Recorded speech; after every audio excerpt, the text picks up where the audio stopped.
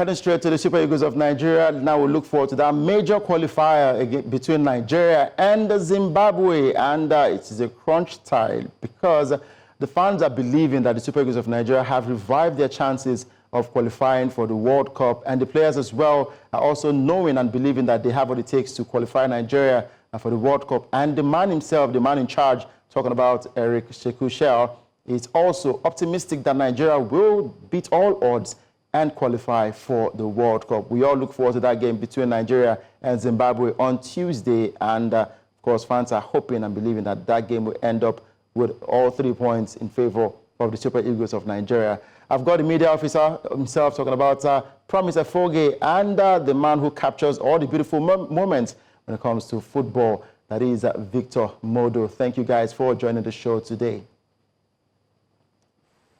Thank you for having me at this time on your show today. Thank you. Now, let me start off with Promise. Do you want to give us a bit of camp updates from the Super Eagles camp?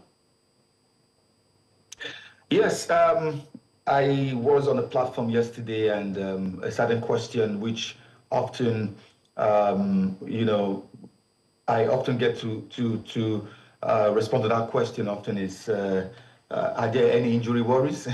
Exactly. Well, I think the technical crew are very, very careful in terms of the training routine with the players, knowing fully well that we're not off season.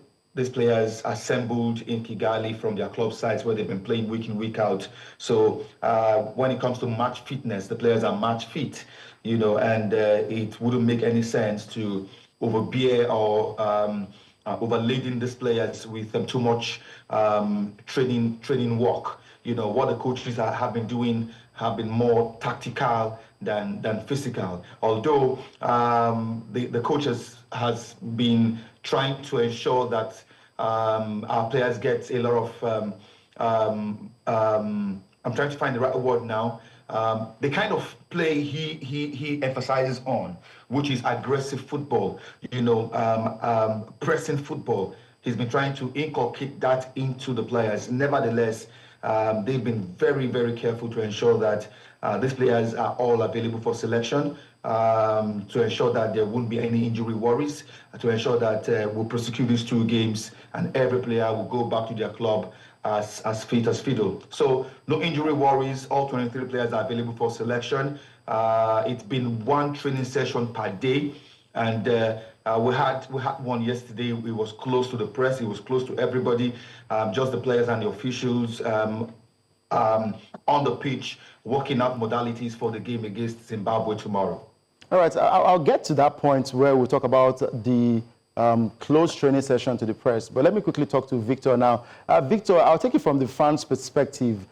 You are in Uyo. Have you felt the buzz, the pulse of the fans? What are they expecting? Because it looks like this is a revived Super Eagles of Nigeria. I mean, okay, so coincidentally, I'm just coming away from Ibom Plaza, where I just had a Vox Pop session with fans, and fans actually believe that the Super Eagles are back per se. I mean, the fans just believe that the opportunity to win all our. I mean, personally, every fan believes that to play for the Super Eagles, and no matter who we are playing, we must win. The fans in you are expecting 3 points. The result in Rwanda was amazing, kind of unbelievable to them. Bearing in mind the fact that our first 4 games were three draws and 1 loss, but the fans believe that the team is back and that the team will get all 3 points against Zimbabwe. Right, and you are over there in Uyo. What are your thoughts? What you saw against Rwanda, and looking forward to the game against Zimbabwe? What are your thoughts about the new style of the Super Eagles, and most especially the coach, Eric Shell? Okay, so I was opportunity to watch the team up close in Rwanda. I was in Rwanda from when they arrived. That the training sessions I could watch, Oga Promise, the training sessions that I could watch, I was able to watch, and I can say for free that the coach is a delightful taskmaster. Yes, like he gets you to do what he needs you to do without necessarily being overbearing. I saw him repeat routines over and over again till the players understood exactly what he wanted, how he wanted them to play it, and understood what it meant for that particular phase of play or that transition. And as God will have it, we have good enough professionals. They understand, they interpret formations once it's put to them. I saw players play different roles in training repeatedly until everybody understood what Eric Schell wanted. Just like Osimhen said, Eric Schell called him and said that he wants players to turn up, to run, to cover every blade of grass. That's what he's actually going for. In his trainings, when he speaks with the guys, he just tells them that you have to always turn up 100%. You can't bring 99. It has to be complete when you come. During the game, in the game against Rwanda, a lot of people will not see this on television because it's not what the cameras will show, but he himself and his assistant, they basically choreographed almost every phase of play. Every time that there was a break, someone fell down, the ball was in a train, any break at all, he was used to pass out information, reshape positions, get people to recommit to the duty that they are meant to do. That's Eric Schell's super ego. It's a team that is well drilled, and long may it continue.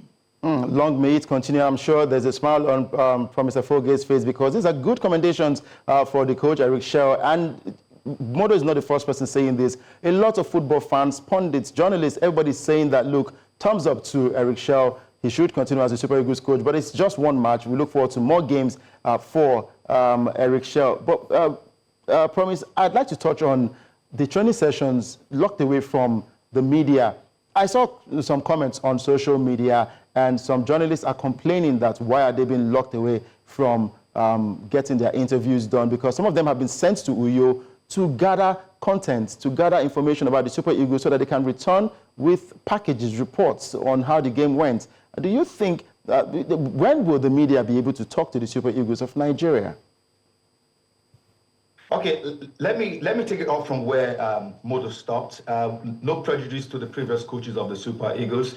I think the Eric Schell technical crew is one of the most intelligent that the Super Eagles have had in recent times. And I think the Nigeria Football Federation was spot on to get this manager to handle the Super Eagles at this time. Because when you have a plethora of superstars, a plethora of quality players, you need your bench to also be at that level to be able to get optimum results. Like you mentioned, it's just one game, many more games to come, and we are hopeful here, and we have that belief that with the momentum that has been, stirred, the Super Eagles are going for glory. Now, to answer your question directly, Eric Schell is not against the press. Eric Schell is not against the media. Eric Schell is not against anybody. He just wants his players to focus. And in his words, he's a Frenchman. He will say, I want my team to focus. So he just wants his team to focus. He wants the players to be free from any form of distraction, whether it's the press, whether it's family members, whether it's friends. He's bad friends from coming to the team's camp. His bad families from coming to the team's camp. Ditto the press. And what he said is, if the press wants to talk to my players, let them come to the stadium on the designated day where training is open for press coverage, and which is a day to the game. That's the official training day, which it is mandatory that the press would be able or should be able to come and watch the team train, cover the team train, and do anything they want to do. Eric Schell says he's not under any obligation to open his training on the first day or second day. But he's obligated to open his training 15 minutes on the final training day before the game. So I want to enjoin my colleagues. I want to speak to my colleagues and let them understand that what is most important now is not content. What is most important now, I don't think there's anything that is more important than the 3 points against Zimbabwe. We started from a very precarious situation, 3 points from a winnable 4 games, 3 points from a possible 12. That was very, very bad. Very, very bad. Picking up from that point, Eric Schell does not want any distraction. He's not carried away by the 2-0 win against Rwanda in Kigali because, he's of the opinion that beating Rwanda for a country like Nigeria should not even be a big deal. So his focus is to get the World Cup ticket. And it started with the win against Rwanda. But it doesn't end there. The game against Zimbabwe is a tricky one as well. We must not rest on our arse. Zimbabwe, the last time we met them, we could not beat them. It was a 1-1 draw, if you remember. So they are also a very difficult side. When they played against South Africa, against the Benin Republic, rather, they were 2 goals down. And in the second half, they equalized 2-2 against Benin Republic. It tells you this team is a very, very stubborn and difficult team as well, that we cannot afford to take for granted. So the Super Eagles are trying to avoid any form of distraction. They're trying to avoid any form of, that's the word, distraction. And to ensure total focus for the game against Zimbabwe. When that game is done and dusted, then, the press can have as many interviews as possible. We have decided to bring back mixed zone after the game. The players can be interviewed after the game for as many minutes as the press would want. And I think that is a panacea, for the total media blackout in the last few days. But however, later this evening, we'll be holding our final training session. The first 15 minutes of that training session will be open to the press. All right, Modo, I'm sure you are standing in for all pressmen and the content creators and all of them, of course. You've gotten your answers, and I'm sure later this evening you'll be there with your camera and microphone. But I know you want to react to this. About that. All right.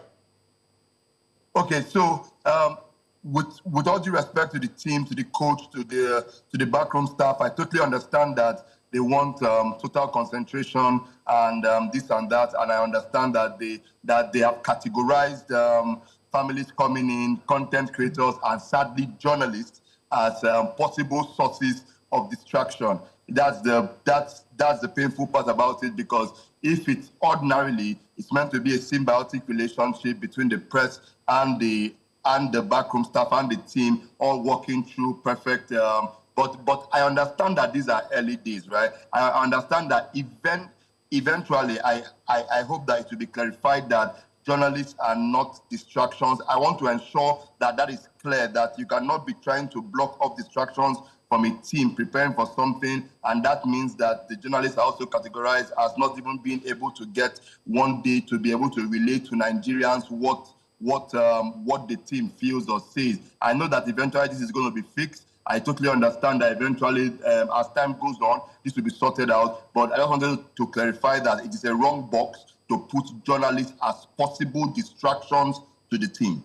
All right, but of course, I promise has cleared it and said later this evening, the floor will be open for journalists to have the opportunity to talk to the players for about 15 minutes. And after the game on Tuesday, there'll be a mixed zone. For as long as you want, you can talk to the players. And we believe that would happen for the journalists who will be on ground in Uyo. And like I said earlier, your camera, your mic, everything is set. Camera, light, action for you, Mode Zero. And you get the best of content that you would want to get to share amongst us and Nigerians and the world at large. I'd say thank you guys for joining the show today. We look forward to a great game tomorrow, and hopefully Nigeria will fly yet again in Uyo and make it a fortress. We'll get to defeat Zimbabwe. Thank you, Promise. Thank you, Victor. And I'm sure Promise will keep his promise for tomorrow. Thank you guys for joining.